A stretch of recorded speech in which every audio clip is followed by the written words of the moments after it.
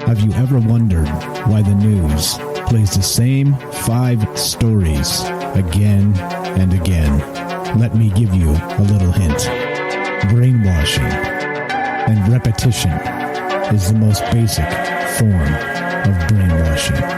Join me as we look at the news cycle and talk about why the mainstream media is so gutless and afraid to report the truth.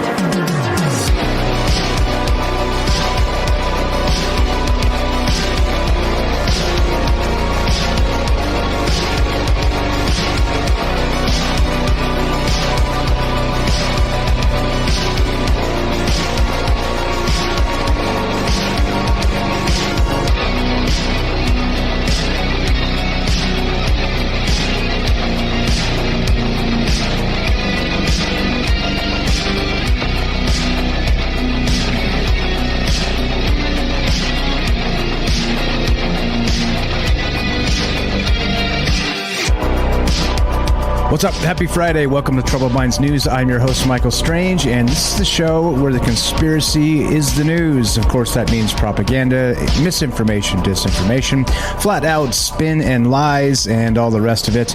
It's not that hard to really do a news show. Proof, it's just not that hard. Though the assholes out there that try and tell us what they're trying to tell us is for a very specific reason, and it's because they do want to brainwash us. They want to kind of tackle that framing war of the way things are so that we vote or think a particular way, right? And nothing nefarious about that. That's fine. This is the world we live in, and nobody seems to give a shit. They're just like, meh, CNN, meh, Fox News, right? And it's like, come on now. Hey, there's a lot more in the world out there than both of those two things. So, and of course, both of those two things are very specifically propaganda. So there you go. That's just what this show's about. I got tired of watching these stupid political news cycles as they just lied over and over and over again, omitting ridiculous context that that should have been included, that would have actually made the story accurate. And well, there we are. Anyway, I digress a little bit. This show, of course, is a part of another show called Troubled Minds Radio. Happens Monday through Thursday, 7 p.m. Pacific time, and it's where we talk about all kinds of crazy stuff by night, by dark of night. I call that the beer show. This is the news show, which is the coffee show. So we're not going to get rowdy here, and it only goes an hour, but it is just sort of quick hit news pieces from the news cycle. And I try and this is my bread and butter. Really, this is where I get a lot of the information for the Troubled Minds radio show and all the rest of that stuff. So it is I do this anyway. Like, I just kind of cruise the news cycles on a daily basis just to stay abreast of what's actually happening out there and see what they're trying to possibly conceal with some of the larger stories, right? So there you go. That's what this is about. That's who I am. That's what this is. It's a news show. If you want to be part of it, as part of the transparency process, it's important to me. I'll always share my links about the things I'm talking about, and I will always have an open line or an open Discord if you want to pop in here and tell me something. Tell me whatever, show feedback, or you want to talk about the news stories, or whatever. You just want to say hi. That's cool too. And unless, of course, we get too many people in a row calling just to say hi, then we'll have to bend the rules a little bit. But hey. I'm talking here. All right, so let's do it. 702-957-1037. Click the Discord link at troubledminds.org. Put you on the show. What's up, James? Beer. Haven't touched a six-pack yet. Uh-oh. Uh-oh. All right. Let us begin with the news, shall we? Let's go here. Yes. Look at this. NPR reports, oh yes, everybody's been talking about this, so here we go. Let's talk about this. Like I said, there's nothing here. I truly believe there's absolutely nothing here. This is not some sort of biblical pox bringing in the apocalypse. This is not those things, all right? That's my opinion, but I'm pretty locked in that this is the case here. But anyway, a rare monkeypox outbreak in the UK, Europe, and U.S. What is it, and should we worry? Lots of people are doing lots of worrying about this, but I mean, okay. I'll give you the debrief in my take. By the way, I saw another article. A couple more just popped in Canada today too, like 2 more cases of monkeypox in Canada. And so there you go. Here's where we're at. Let's read some of this. This is from May 20th. Yep, all this is going to be piping hot news because that's the way I like to do it. There you go. There's a monkeypox outbreak in the United Kingdom, Portugal, Spain, and other European countries. The outbreak is small. So far, about 80 suspected cases, including 9 in England, 17 in 17 in Canada. Hey, see what I did? I almost called Canada China. Oh, what's the difference is becoming less and less, let's say. 17 in Canada and 23 in Spain. There are also cases in Portugal, Sweden, Italy, and France. 2 suspected cases have also been reported in the U.S. Okay. APOC hasn't had her monkeypox yet. Still making the coffee. So there you go. What's up, guys? But health officials have little clue where people caught the monkeypox virus. And there's concern the virus may be spreading through the community undetected and possibly through a new route of transmission. Oh, boy. Here we go. The zoonotics and all the rest of this stuff. Oh, God, here we go.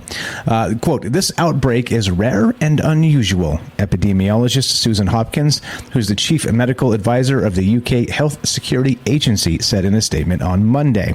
Yep. Quote, exactly where and how the people acquired their infections remains under urgent investigation, the agency said in the statement. Oh. All right.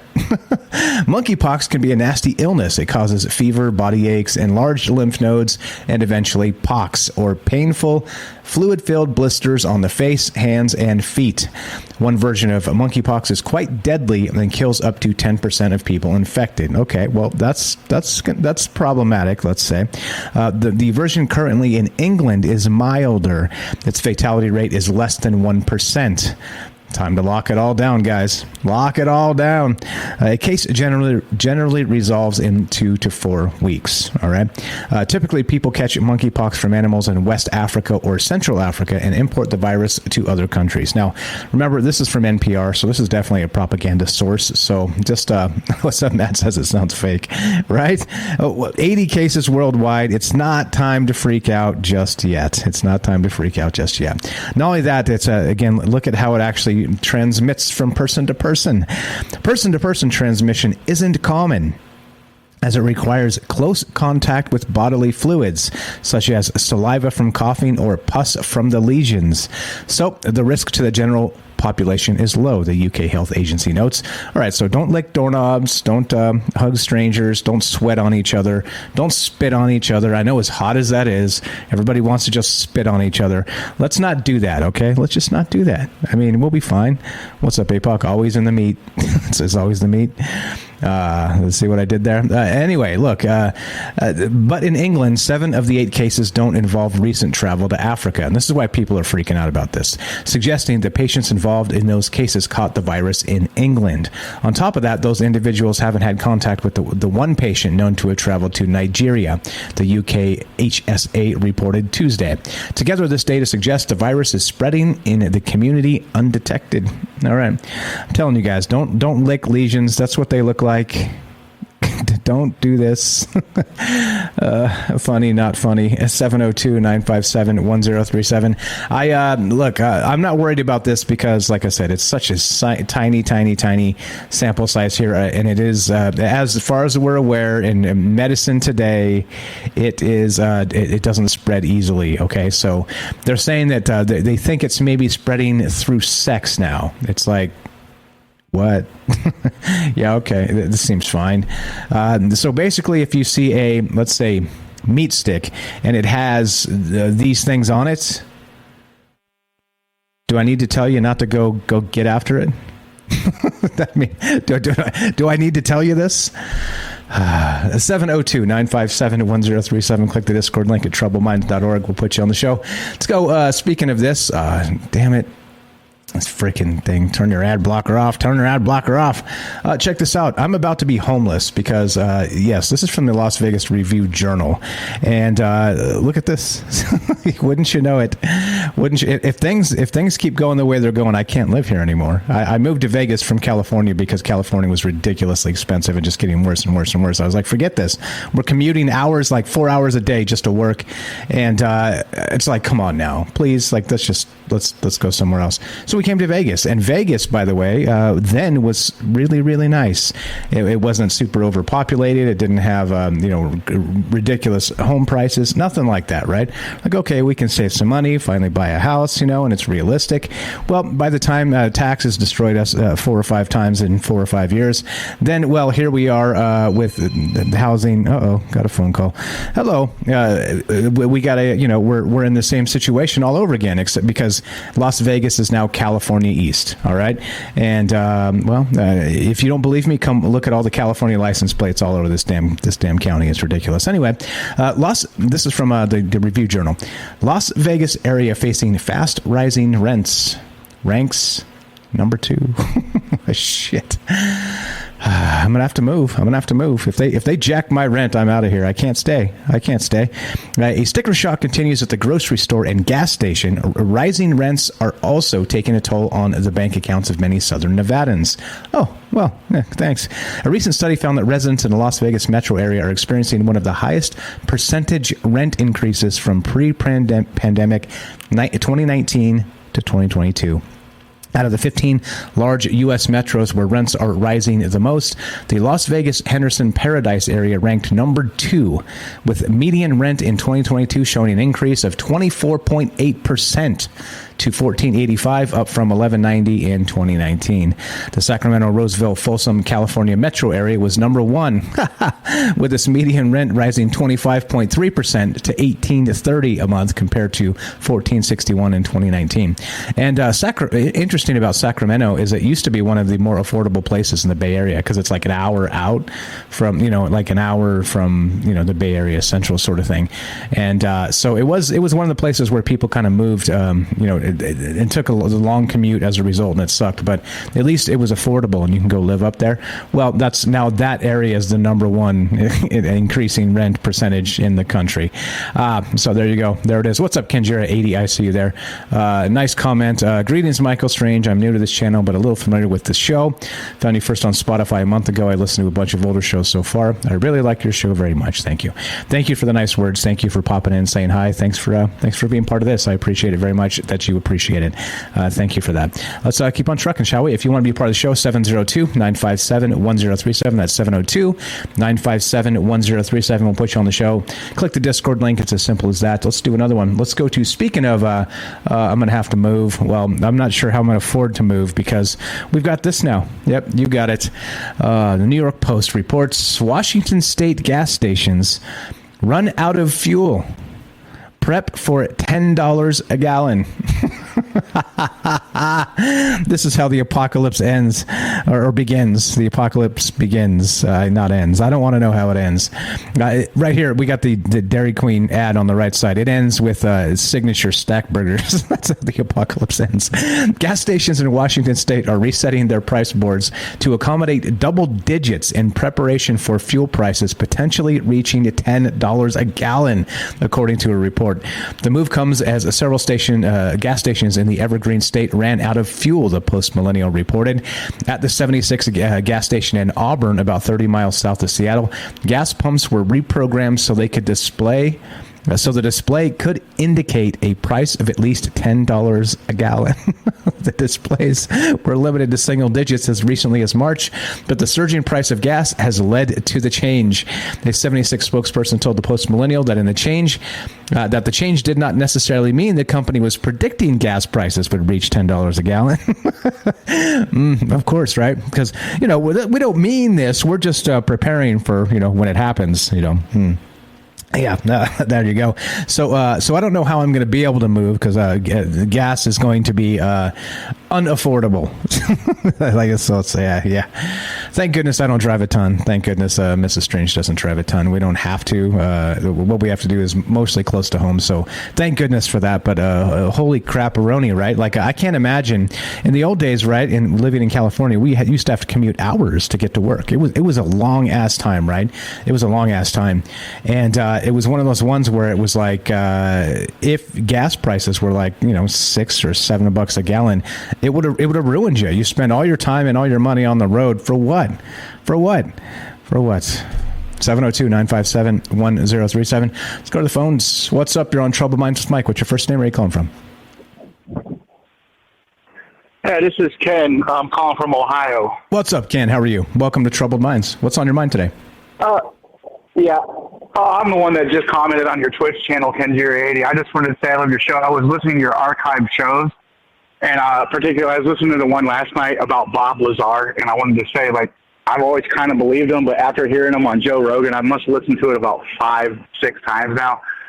When he says that our government is in possession of hardware from another civilization and it's a big fucking deal, and he says it just like that, I believe the guy, because, like, I play poker, and I can kind of read people, and this dude is telling the truth, man. And that's just all I had to say about it. Like, I know it's going back to a really old episode, but man, yeah. I really like what you do. Yeah, I appreciate it. That's cool. I was noticing, by the way, before you go, that that particular show, that old show, is probably the most listened to one we've ever done on Troubled Minds. That old Bob Lazar show, which is so old. It's like so. It's like we no don't even, doubt. Yeah. But which means what I'm saying is, I think maybe we should probably do an updated version of that, maybe coming up recently, because things have changed, right? He said some different things since then. Not just the Joe Rogan episode. He's done several other interviews with Jeremy Corbell and some other things, and some new information has come to light regarding the entire case. So I think maybe at some point here in the near future we should probably revisit Bob Lazar. But thank you for dipping in here, Ken. I appreciate you very much. What else you got for us while we got you on the phone tonight? Well, I just wanted to say one thing. What really caught me about I'm really big into the UFOs, Zeta Reticuli, the aliens. I mean, I love all that stuff, and I really noticed that like Hollywood's put out like a lot of like movies that are like about disasters. With like I don't really necessarily agree with like a lot of things. Like you were saying that show with like Stephen Greer, because he always has all the answers. What intrigued me, like Frank Pierce was saying, is that he doesn't know, you know. And well, I remember one night I was sitting on the phone talking to a friend, and I was sitting outside the airport, and you know, I see airplanes come and go, but like I back then they were talking about dragonfly drones that were like alien technology, and I think I've seen one, man. I've seen it sitting in the sky, and it blinked and appeared to the right of me, then to the left, and then just shot away. And I was like, whoa, what was that, man? So I've just always been intrigued with this stuff. But I just figured I'd share that tidbit with you. Right on. I appreciate it. That once you see something like that, you have a hard time shaking it, don't you? I've seen some weird stuff too. Thank you so much for listening. Yeah. Thank you for the phone call, my friend. This is more of a shorter episode. We do just an hour, so we can't have long phone calls. But thank you for popping in, saying hi. Thanks for listening. Thanks for giving us a phone call. You're welcome anytime. You know where to find us. Okay. I'll pop in again some other time, man. Thanks a lot, bro. Appreciate you very much. Thanks for the call. Have a great afternoon. That's Ken in Ohio. There you go. Easy as that. Phone lines work, 702-957-1037. Let's get a quick word from our sponsor, which, of course, is you. And we'll be right back with more Troubled Minds news. And, of course, myself, Michael Strange. Be right back. Are you digging the show? If so, you can support us quite easily and at no additional cost to you if you already have an Amazon Prime account. Since we stream on Twitch every day, all you have to do is link your Amazon Prime account to your Twitch account, and they give you free games on a monthly basis for your personal use, and also a bonus $5 a month to send to your favorite streamer as a way to bring more people to Twitch. And all you have to do is sync up to 2 accounts and click subscribe. Thanks for considering us. All right, let's do it. Welcome back to Troubled Minds News, and Michael Strange. Thanks for the phone call, Ken. Appreciate that. Thanks for noticing all the hard work, all the hundreds of episodes on the podcast feed. Let's continue, shall we? Let's go to Gizmodo. Gizmodo. Speaking of UFOs, Ken almost read my mind here. Check this out. They talk about transmedium travel, right? Lou Elizondo talks about the 5 observables, and transmedium travel is one of those things, meaning through the atmosphere into space, or from the atmosphere atmosphere into, let's say, the water, right? And saying that UFOs can do these things in particular because, well, that's because, they're whatever they are. They got their weirdness of ability to do these things. But we got this, right? So, and they say, we don't have that technology, guys. We don't have things that can go in the water and that can fly, right? Those things don't exist. Well, I don't know. From Gizmodo. Yeah, you got it. Ingenious underwater drone can transition to flight in less than a second. Yeah. Right? Let's read it. Sorry, I got a text message, Mrs. Strange. Robots have traditionally been a purpose-built to perform a single, very specific task. But researchers from Beihang, Beihang University are taking a much different approach with a new robotic drone that can operate underwater just as easily as in the air. And it features a clever, nature-inspired trick for maximizing its range. Okay, blah, blah, blah. The adaptable approach makes it easier for companies. Okay, let's see. Here we go. How does this work? This works, let's see. For example, okay, we got the dogs. Oh, go quadcopter drones. Blah blah. Whatever. Okay, read the thing. I kind of don't give a shit. Meaning that I'm just saying that, like, they say we don't have this technology. They say that it's not part of. It's not in the lexicon of what we do, right? Specifically with military or anything else. And notice, by the way, when they talked about transmedium UFOs, they talked about underwater UFOs and sensors. And the UFO hearing this past week. Well, they said, well, we'll talk about that in a closed setting, right? Because they have this shit. They have this shit. Okay. And so it's one of those ones where it's like, no, of course they have this, and duh, right? But the question becomes, like, how much of this is ours and how much is theirs? Meaning, let's say, I don't know, the aliens from Alpha Centauri. You know what I mean? What's up, York? I see you there in the chat. How are you? I am new. I am also new.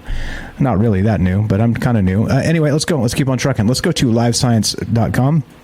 As always, if you guys want to read these entire articles, I encourage you to, so that you can see that the stuff I'm reading here, and it's actually sourced, and I'm not just randomly making shit up. It may be propaganda in some points, but I am sourcing this stuff, so you don't think I'm just flat out making stuff up. Anyway, Live Science, check this out. Alien shopping bag ocean weirdo has glowing Cheetos for guts. Yeah, I said that. I said it. I said it. Yeah. The deep sea creature surprised scientists. This was from 4 hours ago. Check this out. Look at the picture of this thing. You guys are watching the stream. It is just as it describes. Resembling an alien shopping bag with guts made of glowing Cheetos, a bizarre creature took center stage in new footage captured by a remotely operated vehicle deep in the Pacific Ocean. Gliding through the sea at a depth of some 7,221 feet, the ocean weirdo, actually an unknown species of sea cucumber, had its innards on display in the new clip, taken in March by an ROV exploring part of the Pacific Remote Islands Marine National Monument southeast of Honolulu. The ROV was gliding over an unexplored seamount at the Kingman Reef and Palmyra Atoll when operators spotted the creature, said Megan Cook, the director of education and outreach, and blah, blah, blah. Quote, these are always so exciting and spectacular to see because just what an incredible animal. Yes, what an incredible animal. Look at that. Glowing guts for Cheetos. Glowing Cheeto guts. Whatever. Sea cucumbers or holothurians are a diverse group, blah, blah, blah. Anyway, I thought it was fantastic because, hey, these titles are just getting better in the press, right? Alien shopping bag ocean weirdo has glowing Cheetos for guts. How do you beat that, right? How the hell do you beat that? I'm not sure you can. Let's keep on trucking, shall we? 702-957-1037. Thanks again to Ken for the phone call. Let's go to the universe. Back to the universe. Universe today. Let's look at this. May 31st could be the most powerful meteor storm in generations. Or nothing at all. What the fuck? Okay. All right. Be sure to watch the skies on the last morning of May for a possible Tau Herculid meteor outburst. If predictions hold true, we may be in for a rare meteor outburst from an obscure meteor shower on May 31st, topping 1,000 meteors per hour. Or we may see nothing at all. Welcome to the wonderful world of meteor shower predictions and prognostications. The story starts with the discovery of periodic comet 73P Schwarzmann-Wachmann 3. Ha! That's a real thing. Back in 1930 from the Hamburg Observatory. We'll be referring it as Comet 73P from here on out because that's a very long name, of course. But here we go. But it was the orbit of Comet 73P that gave observers pause. Going around the sun as a short period comet once every 5.4 years with an orbit inclined just over 11 degrees relative to the elliptic plane, there was a good chance the comet would be a splendid object on its May 31st, 1930 passage. 0.062 astronomical units from Earth. That's 9.2 million kilometers. All right. Anyway, so there you go. We're going to see the most spectacular thing in generations. Or nothing at all. I just thought it was amazing. Again, if you want to check it out, May 31st, I'll put this on the calendar. We'll keep an eye on this and see if this turns into, well, I don't know, maybe this is going to be our alien invasion, right? The sky's lighting up with the sound of music, and it's wonderful. What do you think? 702-957-1037. Click the Discord link at troubledminds.org. Let's do it. What do we got? We got, time's good. How about this? BBC.com. The Robert was talking about this. Extinction. Why scientists are freezing threatened species in biobanks. Uh-oh. Uh-oh. Hey, because, we got to repeat history, right? Nothing new under the sun. All this stuff. We're going to just redo Noah's Ark. That's all fine. Let's see. The bird is a chattering lory, an elderly resident at Chester Zoo and a species listed by the International Union for the Conservation of Nature and as vulnerable to extinction. It is sad to see this striking characterful bird having to be put to sleep. His small clawed feet are gnarled with arthritis now too severe to treat. It is not the end, though, for the unique genetic code contained in his cells. A few small pieces of his body will join samples taken from 100 species. They will be frozen, stored indefinitely in the UK's largest biobank of living tissue, Nature's Safe, in vials of nutrient-rich, can I say it, cell-friendly antifreeze. That sounds super healthy. The samples are kept at negative 196 degrees Celsius, at which point all the natural chemical processes in cells stop. They are suspended in animation. I think in suspended animation. Anyway, the idea is that at some point in the future, in decades, perhaps even centuries, they could be resurrected. This is a frozen backstop in case of extinction. Hey, we talked about this, life extension for people. We've talked about life extension for, or at least de-extinction for animals. What's up? Matt says the movie Titan AE. Is that what that's about? Yeah, right. I mean, this is cool. I mean, this is fine. I mean, what can you do? It seems weird to me that this is where we're heading. We're like, let's just kick the can down the road and pray that science catches up to dead things. Yeah, there you go. What are your thoughts? As always, love to hear from you. 702-957-1037. Click the Discord link at troubleminds.org. We'll put you on the show. It's as easy as that. And let's see where we at. Everything good. Everything's fine. We're all fine here now. All right, I think we're good. Let's take one more quick break and get a word. No, actually, we're not there yet. We're not there yet. I'm sorry. Let's not do that. Let's move on to this one. This is wild. This turns into some really crazy implications here. We've talked about this. Remember the Killer Cars episode? Remember that? Yeah. Remember that? We did that? Yeah. Check this out. Tech Dirt. $100 Bluetooth hack can unlock all kinds of devices, including Teslas, from miles away. This is great. So, while they're not impervious, at least you know where you stand with a good old-fashioned dumb lock. That's in stark contrast to so-called smart locks, which studies have repeatedly shown to be easily compromised with minimal effort. One report showed that 12 of 16 smart locks they tested could be relatively easily hacked, thanks to flimsy security standards. Now there's a new vulnerability to worry about. Sultan Qasim Khan, a researcher at NCC Groupover, has discovered a new Bluetooth vulnerability that's relatively trivial to exploit with around $100 in hardware and impacts potentially thousands of Bluetooth devices, including Teslas. Yep. Let's see. What's going on, guys? Oh boy! All right.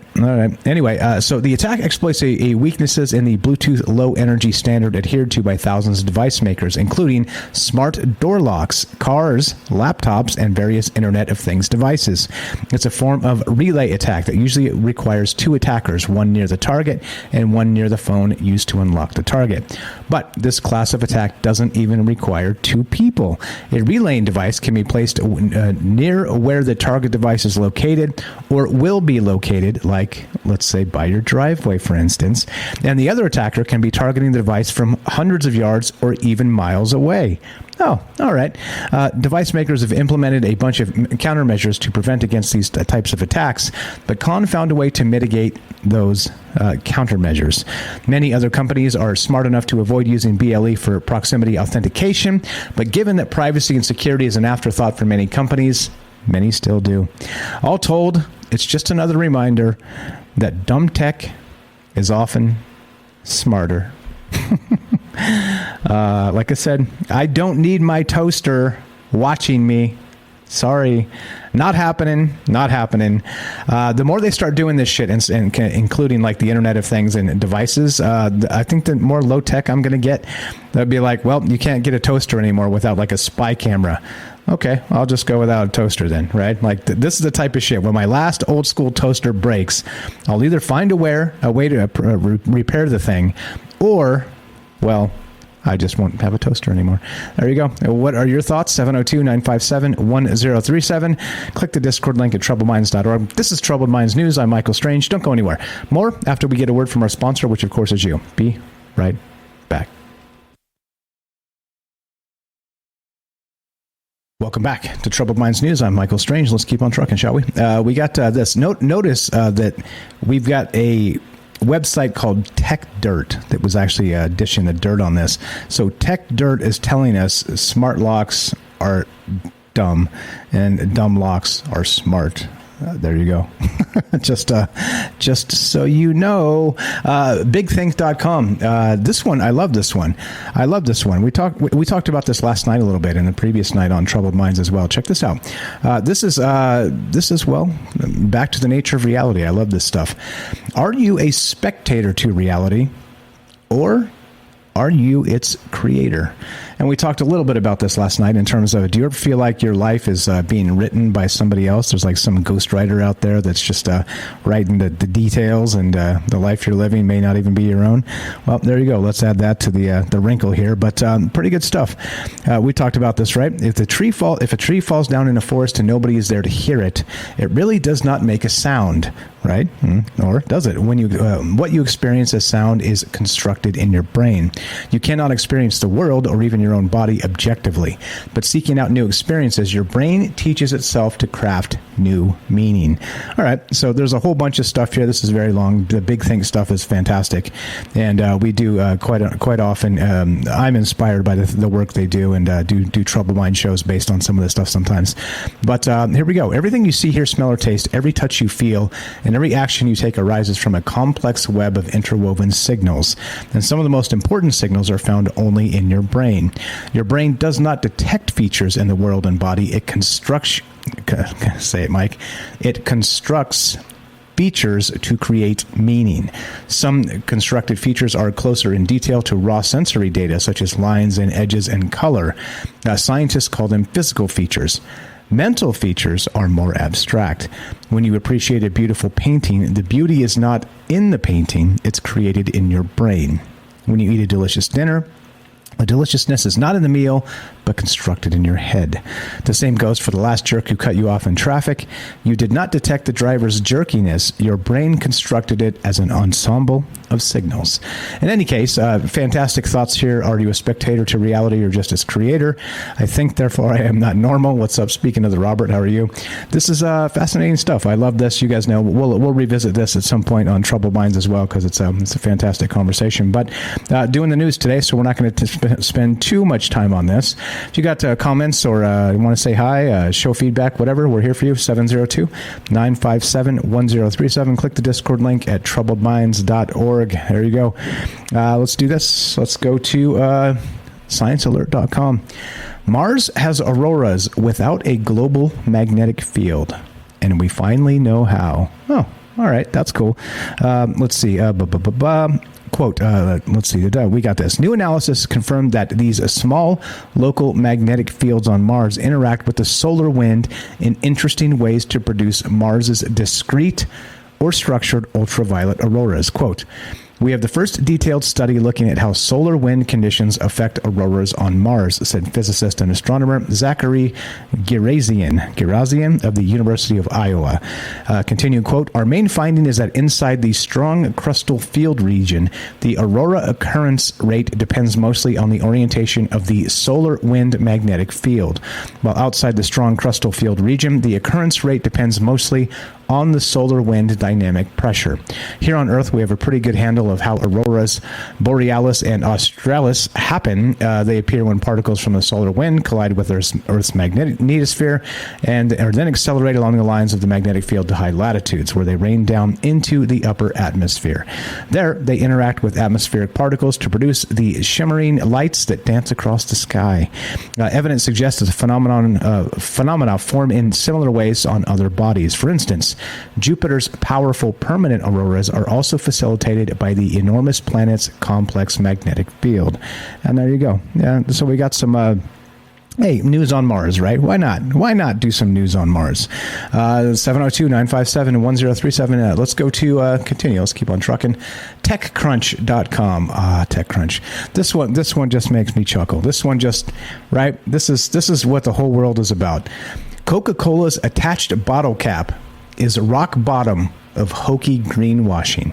Greenwashing. You ever heard the term?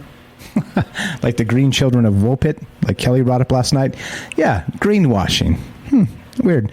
Listen to this. This guy is super mad. Haji Jan Camps, maybe. I don't know how to say it. But anyway, he wrote this today. Look at this. He says, I don't cover post-IPO companies a lot, and Coca-Cola is definitely on the list of ones I can generally ignore. But when the company sends out a hand-wringing press release about how awesome they are for launching a bottle cap where the cap stays attached to the bottle for environmental reasons, I'm sorry. My blood just boils, the writer says. Oh, so mad, so mad. He says, don't get me wrong, better recyclability is a good thing, and fewer bottle caps failing to make their way to recycling, I'm all for it. But for the context for this is in the UK, like in the US, bottles are recycled rather than reused, and they're recycled at rates that are pitiful. I've said this quite a lot. The old recycling scams, right? In the rest of Europe, Coca-Cola and other drink manufacturers figured out a functioning system. Pay a deposit when you buy a bottle or aluminum can, and you get a deposit back when you return it. It works. They do that in California, by the way. In Norway, for example, in 2018, the return ratio of reusable bottles was 95 cents, and aluminum cans were returned in upwards of 98% in all cases. I have a hard time believing that. To be perfectly honest. 95% and 98% returned bottles. I call shenanigans.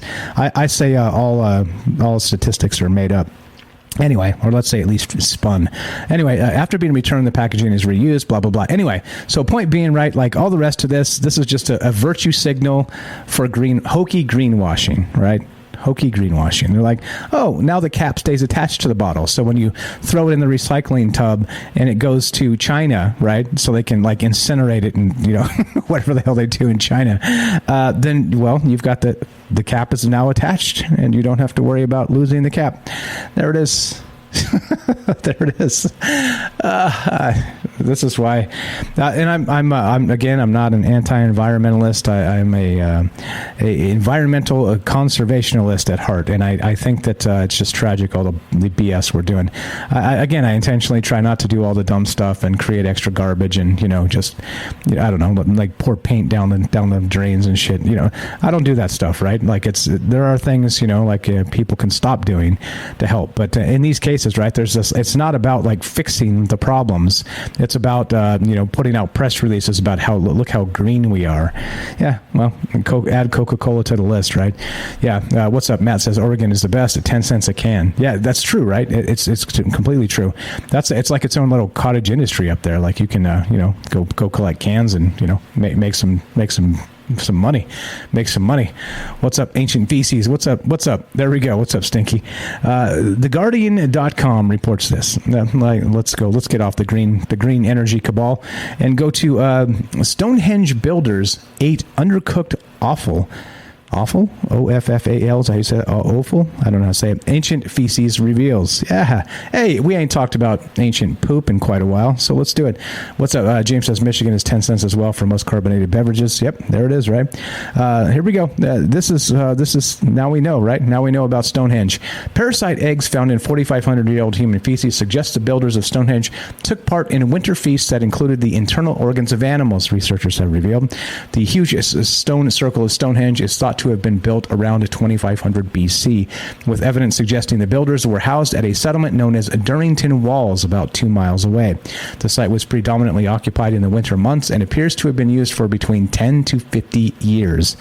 Experts say they have discovered intestinal parasites in ancient feces, or coprolites. Sounds delicious.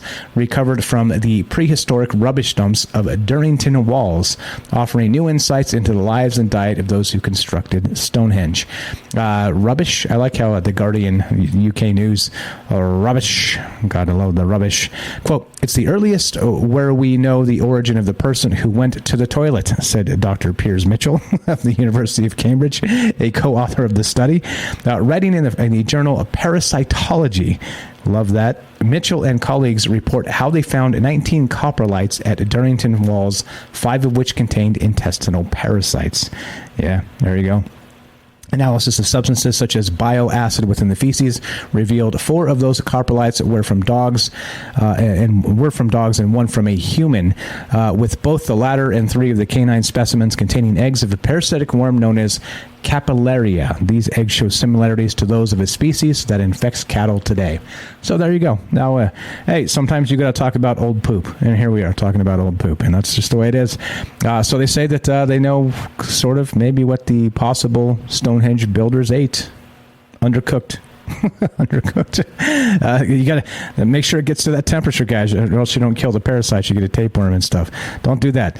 702-957-1037. What's up? Matt says it's by the pound here, around $1 a pound or something like that. Right? Yeah, I remember. I used to run all my my recycling back personally because they were jacking me. Right, every time you go down there and buy, I used to buy a crap way too much Pepsi, and I stopped drinking that. But other things develop. But you know what I mean. So. I used to go back and get all my Pepsi, pennies back and go buy more Pepsi. But yeah, it's been a while because I haven't been there in, California, at least in that regard for quite some time. But what are your thoughts anyway? 702-957-1037. Let's keep on trucking. Here's a super weird one. You want the world and life to get super weird? Speaking of parasites, we're going to just take on parasites and stay on this for just a moment. Look at this. From Science Alert. Mind-altering parasite may make infected people more attractive, study suggests. What in the world? Yeah, what? Okay. The brain hijacking parasite, we talked about this, Toxoplasma gondii, seems to be almost everywhere. Remember we talked about this? That's the one with the pregnant women and the cats and the mice, that life cycle, and then the people that drive motorcycles at 150 miles an hour. Toxoplasma gondii. The microscopic invader is thought to infect up to 50% of people, and a range of studies suggest it may alter human behavior, in addition to that of many other animals. The parasite has been linked with a large range of neurological disorders, including schizophrenia and psychotic episodes, and scientists keep uncovering more mysterious effects that may result from infection. Check this out. In one such new study, researchers found that men and women infected by the parasite ended up being rated as more attractive and healthier looking than non-infected individuals.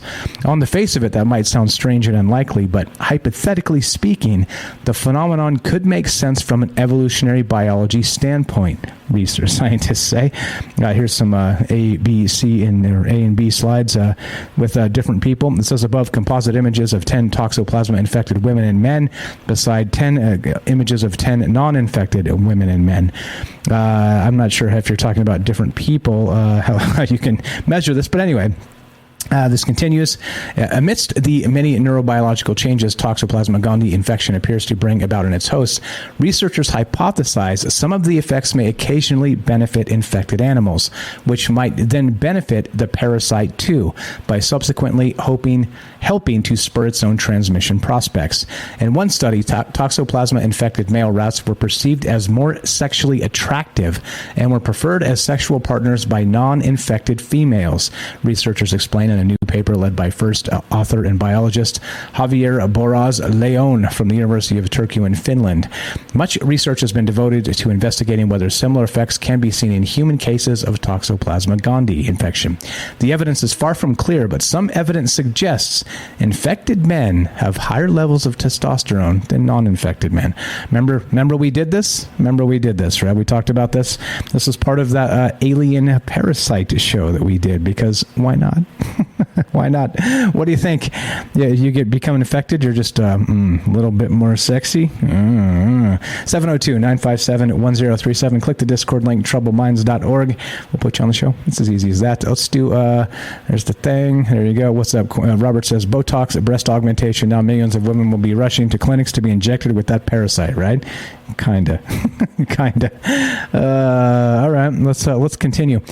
We got this. Why not go from Toxoplasma gondii to NASA? This is from IFL Science, of course, which is IF and Love Science. NASA warns acidic sharkcano is starting to erupt. Don't these headlines just get better and better and better and better, right? Not Sharknado, mind you, not Sharknado, because that would just be stupid. This is Sharkcano, guys. This is the sequel to Sharknado. In 2015, an expedition set out to investigate the Cavachi submarine volcano in the Solomon Islands. The volcano had recently had a lull in activity, making it possible to explore inside the active crater. In the extreme conditions of acidic water containing high levels of sulfur on top of an active volcano, they found more life than they were expecting, as well as microbial species that thrive on sulfur. They discovered two species of sharks, hammerheads and the silky shark, living in the crater of the volcano. Their findings were published in 2016 in the journal Oceanography. Quote, populations of gelatinous animals, small fish, and sharks were observed inside the active crater, the team wrote in their paper, raising new questions about the ecology of active submarine volcanoes and the extreme environments in which large marine animals can exist. The team dubbed the volcano Sharkcano, given the large number of sharks apparently happily living in the hot acidic waters. Cavachi is located about 24 kilometers or 15 miles south of Vangunu Island. Quote, two species of shark, the scalloped hammerhead and the silky shark, approached the baited camera multiple times in an aggressive pattern. In some cases, sharks appeared to be swimming from greater depths inside the crater. There we go. So we've got an actual Sharkcano, and there it is. Rohan's got it right. Sharkcano. You lose. Mortal Kombat pun there, right? Yeah, Kano, right? Kano? Yeah, I don't know. Fight fire with fire. 702-957-1037. I see you guys in the chat. Thanks for hanging out with us. Thanks for being here today. Gonna take one more quick break and get a word from our sponsor, which of course is you. And that's the beauty of this, by the way. If we don't have like actual like sponsors, direct sponsors, and this show is literally funded by just people, we're uncancelable, right? It doesn't matter. We do what we do, and somebody gets mad, and that's that. You can't call up Clorox and be like, look, Mike said this, right? You can't do it. It's a beautiful thing. Like I said, a word from our sponsor, which is you. And by the way, if you've subbed up on Twitch using Amazon Prime, don't forget that it does expire every month. It doesn't cost you any extra. It's included in your Amazon yearly price, so it doesn't cost you anything. But if you do forget to resub, it falls off. So anyway, let's do that. Get one more word, and let's keep on trucking and finish this sucker up. Here we go. This is Troubled Minds News. I'm Michael Strange. Be right back. Are you digging the show? If so, you can support us quite easily and at no additional cost to you if you already have an Amazon Prime account. Since we stream on Twitch every day, all you have to do is link your Amazon Prime account to your Twitch account, and they give you free games on a monthly basis for your personal use, and also a bonus $5 a month to send to your favorite streamer as a way to bring more people to Twitch. And all you have to do is sync up to 2 accounts and click subscribe. Thanks for considering us. All right, let's do it. Let's keep on trucking Troubled Minds News. I'm Michael Strange. Let's go to this. IGN.com. I think this is fantastic because I love Middle-earth and I love Tolkien and I love, The Lord of the Rings. Check this out. The most distant known star in the universe is named after a Tolkien character. Here's why. Irindel. How Irindel got named after a character from the Silmarillion. Thank you for the resub there, Stinky. Appreciate that. Look, earlier this year, a team of astronomers at Johns Hopkins University, led by Brian Welch, a PhD candidate, discovered the most distant known star ever recorded. While the discovery itself is incredible and has been widely reported on from the past month and a half, which we've talked about as well, there was one thing in particular that caught my attention, says Cian Mar. How do you say that name? C-I-A-N? Anyway, that's the guy. The star is named after a character from J.R.R. Tolkien's The Silmarillion. There's a reason for that, but first it's important to discuss how the star named Irindel was actually discovered. Okay, blah, blah, blah. They discovered it. Yeah, we got all that. Let's get to the Tolkien stuff, shall we? Tolkien's character Irindil was definitely the original inspiration for the name, Welch confirms. Once we were reasonably sure this object was a star, I started brainstorming possible names. Irindil was one of the first things to come to mind, since he ends up sailing his ship Vingalot through the heavens with the Silmaril on his brow, becoming a star and a symbol of hope over Middle-earth. As I continue, as I looked into it further, I found that Tolkien's original inspiration for the character was an Old English word Irindel, meaning morning star, which appears in a poem entitled Christ. Oh, geez, what is this? This is some language I can't speak, so I'm not going to read it. Eala Irindel Engla. Anyway, blah blah. It means this: Hail Irindel, brightest of angels, sent to men over Middle-earth. The morning star reference worked particularly well since this is a time period often referred to as the cosmic dawn. So that kind of sealed the deal for me. And there you go. Irindil, right? Yeah, perfect. I love it. This is what this is all about. The Lord of the Rings, J.R.R. Tolkien, and astronomy, because why the hell not? Let's go back to IFL. I freaking love science and can keep on trucking. 702-957-1037 if you want to call. You want to pop in here and say hi. You got some stuff to talk about. Whatever. Show feedback. Whatever it is. It's all good. Let's go here. Let's go to this. Ultra-cold bubbles created in Space Quantum Lab provide new window on fifth state of matter. Yep. We got a new fifth state of matter. Is this shit about to turn on its head with physics and whatnot? Are we about to actually create our own UFOs and shit? Who knows? On the International Space Station, there is a device not much bigger than a mini fridge. Inside, researchers have been able to remotely create bubbles at almost absolute zero that could, in the future, be used to explore the fifth state of matter. The achievement is pretty monumentalist. Anyway, there's no way to create them here on Earth. Gravitational effects on Earth tend to compress these potential bubbles into something that looks like a contact lens.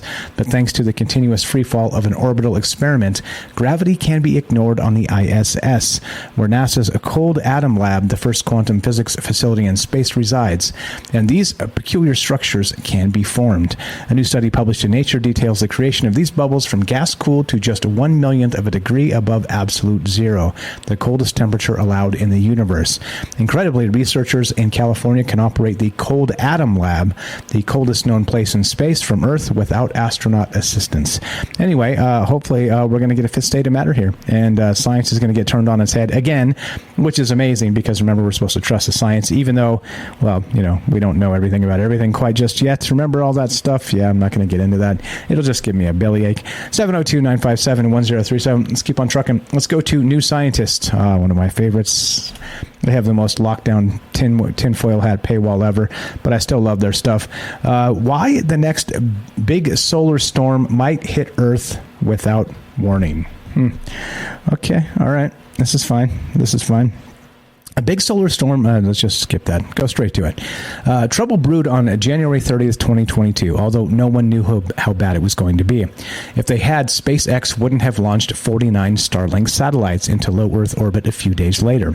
It began as a giant cloud of magnetized gas called a coronal mass ejection hurled in our direction from the sun. That wasn't a big concern. Sure, solar storms can heat Earth's atmosphere, causing it to expand and drag on low-flying satellites, but all measurements suggested only mild consequences. consequences. Power grids and satellites might glitch a little, and skywatchers at high latitudes might notice aurorae, but nothing serious. Soon after the Starlink satellites launched from Florida's Kennedy Space Center, however, it was clear something was up. When they reached Earth's upper atmosphere, the satellites experienced much more drag than expected from the storm's magnitude. In the end, nothing could be done. Controllers watched as 40 of the satellites were dragged down, burning up in the atmosphere in a demonstration of the sun's capricious power. Boom, boom, boom. Down here on Earth, we enjoy the benefits. Okay, anyway, blah, blah, blah. We don't even know. We talk about this stuff. We talk about the solar cycles. I think it's 11-year solar cycles, right? But in this case, even to the best measurements, the sun still got the better of Elon Musk. And figure that out. Let's keep on trucking. We got a couple more, and let's finish this up. Let's go back to Gizmodo, one of my favorites. Gizmodo is so hit and miss. Sometimes they're just trash, and sometimes they're really good. Check this out. Speaking of trash, this is the headline. This is the actual headline. Check this out. Does Texas's idiot attorney general have a point about Chrome's incognito mode? Right? There's the headline, right? Nice work, Gizmodo. Nice work. Because you can't talk about somebody without shitting on their politics, right? That's life anymore. Anyway, the Lone Star State is coming for incognito mode. In a petition filed Thursday that piggybacks on a previous lawsuit against Google, Texas Attorney General Ken Paxton described the so-called private search setting as misleading and deceptive because of its location tracking. Pulling out his dictionary, Paxton takes issue with Google's very use of the term incognito, which he says an everyday Texan would interpret to mean having one's identity concealed. There is also Merriam-Webster's interpretation, of course, which is what it is.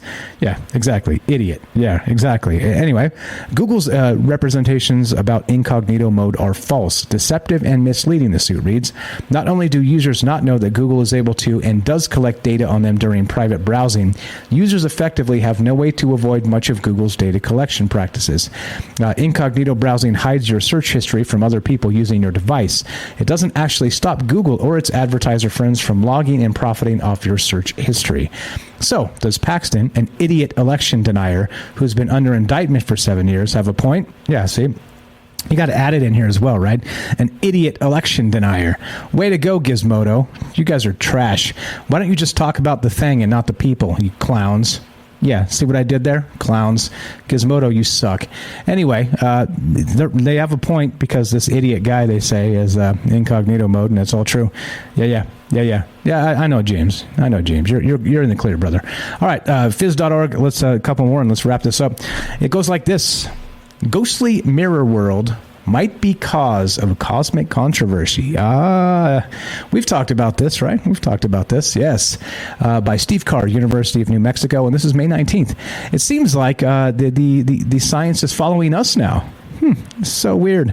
New research suggests an unseen mirror world of particles that interacts with our world only via gravity that might be the key to solving a major puzzle in cosmology today, the Hubble constant problem, right? The Hubble constant is the rate of expansion of the universe today. Predictions for this rate from cosmology's standard model are significantly slower than the rate found by our most precise local measurements.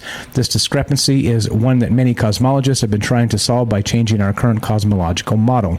The challenge is to do so without ruining the agreement between standard model predictions and many other cosmological phenomena, such as the cosmic microwave background. Determining whether such a cosmological cosmological scenario exists is the question that researchers, including Francis Jan Cyr-Racine, assistant professor in the Department of Physics and Astronomy at the University of New Mexico, Fei Gee, and Lloyd Knox at the University of California, Davis, have been trying to answer. According to NASA, cosmology is the scientific study of the large-scale properties of the universe as a whole. Cosmologists study concepts such as dark matter, dark energy. Anyway, blah, blah, blah. Mirror world. Hey, maybe we'll do one coming up. Who knows? We probably just did one of these. So, they seem to keep talking about this, so maybe it's a thing. I have no idea. Got a couple minutes if you want to squeak in here and say hi, 702-957-1037. Click the Discord link at troubledminds.org. And let's wrap this up with this one right here. Sci Tech Daily. Astronomers, speaking of Earendel and mirrored universes and, cosmic things, astronomers discover mysterious circular ring, likely of intergalactic origin. Is this the one ring to rule them all? You tell me. Western Sydney University researchers, together with an international team of experts, have discovered a mysterious circular ring near our neighboring galaxy that could be the first known case of an intergalactic supernova remnant. Remains of an exploded star that could be up to 7,000 years old. Dubbed a rogue supernova remnant by the scientists and named J0624-6948, it is most likely located in the large I can't ever say this word, Magellanic Cloud, the LMC, I can't say it, a satellite galaxy of the Milky Way, and its position suggests a previously unobserved origin. Published in the prestigious journal Monthly Notices of Royal Astronomical Society, lead author Professor, this guy, another big name, from the University School of Science, said the discovery was exciting and raised many unanswered questions. Quote, when we originally discovered this almost perfect circular radio object, we thought it was yet another ORC, or odd radio circle. But after our additional observations, it became clear that this object is much more likely to be something else. Dun, dun, dun. The plot thickens, of course. The ring that was discovered has significant differences to the other 5 other known ORCs. That's an orc, by the way, speaking of Middle Earth. A flatter radio spectral index, lack of a prominent central galaxy as a possible host, and larger apparent size. That all suggest it may be a different type of object. There you go. There you go. We got this, circle. Galactic circle. We got orcs and goblins, Cthulhu's bathtub ring. we got some ideas here. We got some ideas flowing in the chat. Yeah, I don't know. This seems to be, we got some orcs, some goblins, some Earendels, some very Middle Earth heavy in the back half of this. And what can you do? Hey, what can you do? All right. So what's up, orcs? Orcs in the chat. All right. So what we're going to do is finish this up. This is, of course, the Friday edition of Troubled Minds News. I'm Michael Strange. And thanks for being part of this week, guys. Just as an aside that you may not have noticed, last night our YouTube video got taken down and locked as private. I'm not exactly sure. I'm still trying to figure out what's up with that. I'm going to make another couple edits to it and see if trimming out some of the that fringe fundraiser stuff was part of it. Shout out to Tam Bam for pointing out that may be an issue. I don't know. Even though like the previous 3 this week, I did something very similar and nothing happened to those. So I don't know exactly what happened, but they did lock it last night. So if you want to see last night's show, you can find it on Rockfin, actually. So I'm going to link it in the chat here if you guys, many of you like to catch up and keep an eye on what we're doing. But this one in particular was actually censored, and I'm not exactly sure why just yet. However, here we go. We'll just pull this up, and let's see. Is it playing? Yeah, I think it's good. Yep, there it is. Stop. Damn it. All right, here we go. I'll find it. I'll get it. Anyway, all right. I'm going to link this because this is not good. All right, shut up. I'm closing the tab. All right, I'm going to find it and I'll link it, but I'll link it in the Discord. But if you guys haven't seen it, do check out last night's show. I'm not sure exactly why it was censored. Maybe we're onto something. Maybe we're not. Maybe it's just some kind of algorithm flag that made a mistake, and that wouldn't surprise me because it does happen. But there you go. So if you were wondering what happened to last night's Troubled Minds show, that's exactly what happened.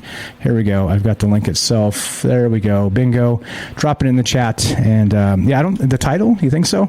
Monsters from Underground Taking People by the Millions, says TikTok Time Traveler. Maybe?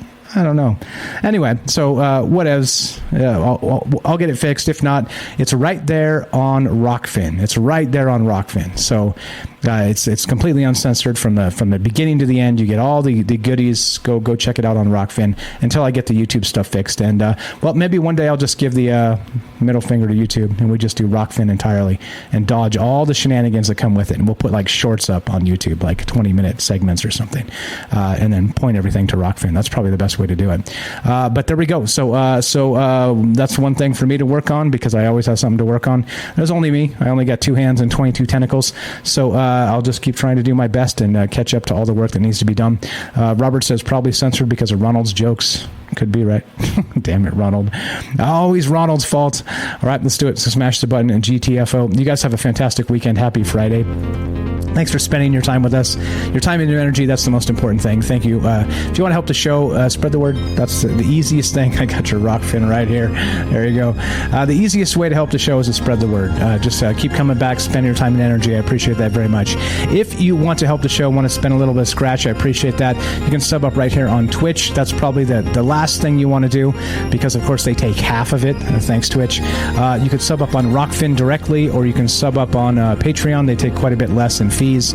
Or you could also go to troubledfans.com. See this hat I'm wearing? You can buy this hat there, and not this exact hat because it's got my sweat and stuff on it, but one that's sweat free and will be yours, your own, your precious. So there you go. Troubledfans.com. You can find merch, shirts, hats, stickers, all kinds of stuff over there. A patch just hit, which I ordered. I'm going to test it out and see how cool that is, and I'll show it off on to the stream to you guys and whatnot. So take it easy, Stinky. Thanks for hanging out with us. Have a fantastic weekend. And if you want to help the show, don't want to spend money, just go to the podcast feed, Spotify or iTunes or anywhere you get your podcast, Stitcher or Spreaker, you name it. All the places. It's completely free. Ads are baked in, and just play like an old show where you're making dinner or something. There's a lot of really good stuff back in that. Over 400 episodes, like 415 or 418 now. Actually, let me give you an exact count. It's exactly 417 episodes on the podcast feed. So pretty sure you haven't heard them all, and there's a lot of really great stuff up there. So that helps the show. Go back and listen to an old one and just let it play. Let those ads play. Appreciate it, guys. Thank you so much for all the enthusiasm. Thanks for all the kind words. Thanks for putting up with my crap. And let's go. Let's get the hell out of here. Have a great one, guys. Go Warriors. Playoff game tonight. Michael Strange out. Have a fantastic one. We'll see you guys later on the Discord. Troubleminds.org. Click the Discord link.